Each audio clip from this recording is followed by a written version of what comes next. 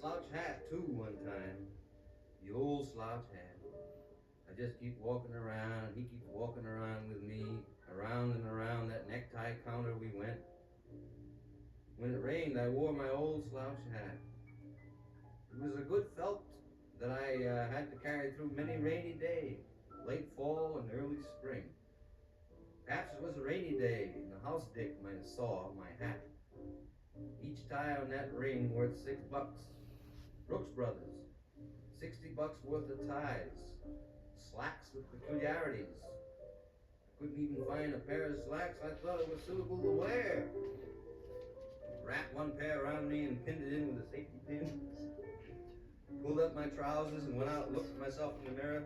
Oh no, those won't do. And I walked out. Wrapped the slacks around my waist. Took two other pair, went to the mirror, threw them at the salesman. No, those won't do. Good afternoon, and walked out. The slouch hat I got at Harvard Club, Yale Club, Princeton Club, or one of the other Dartmouth Club, University Club.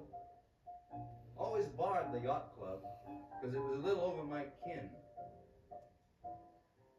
Because the doorman knew that only Mr. Astor, Mr. Vanderbilt, and Mr. Whitney belonged.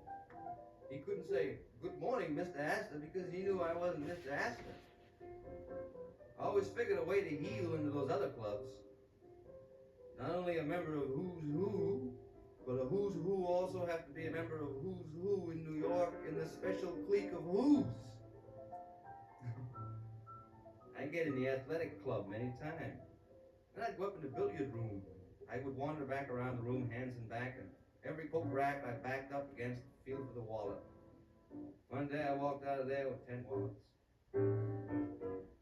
Bellboy looking me over. Pretty soon a very dignified looking gentleman come up and buzzed the bellboy. He says, "Who?"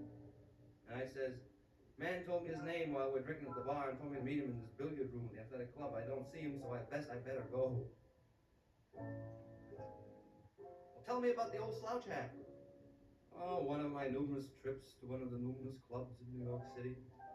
The hat finally was left in the hotel, which I had to leave rather hurriedly one night, never to return. So the hat was given to the cast-offs of the hotel, which they collect and rummage cells. May now be worn by one of the members of Skid Row, New York City, the Bowery. I seen that hat by moonlight. Yeah. I had a pointed mustache, and I mean pointed, half-inch from here. Double-breasted vest and a derby hat and striped trousers, English shoes, black, very pointed. They were Hannah shoes. People on Broadway turn and look at me. The worst is yet to come. I had a pince-nez with a long black ribbon to my buttonhole, and I wore a carnation, white or red. Boy, did I look like something. A year later, I got caught. I was dressed differently and everything, but boy, that mustache and that pince-nez was really out of this world. I used that outfit 6 months. Finally had to pack it in because it was too well worn. Pince-nez was in a coat I stole. Mustache I grew in the sanitarium while taking one of my numerous drug cures. My mother come to see me, she says, "Oh no, cut it off." "I'm just having a little fun, Mother." Took it on the lam and went to Canada. Late at night, I'm full of morphine, and I come down full of goofballs too.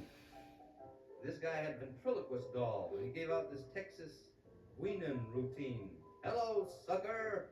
We like your money as well as anybody else's. As a matter of fact, the bigger you roll, the more we take you."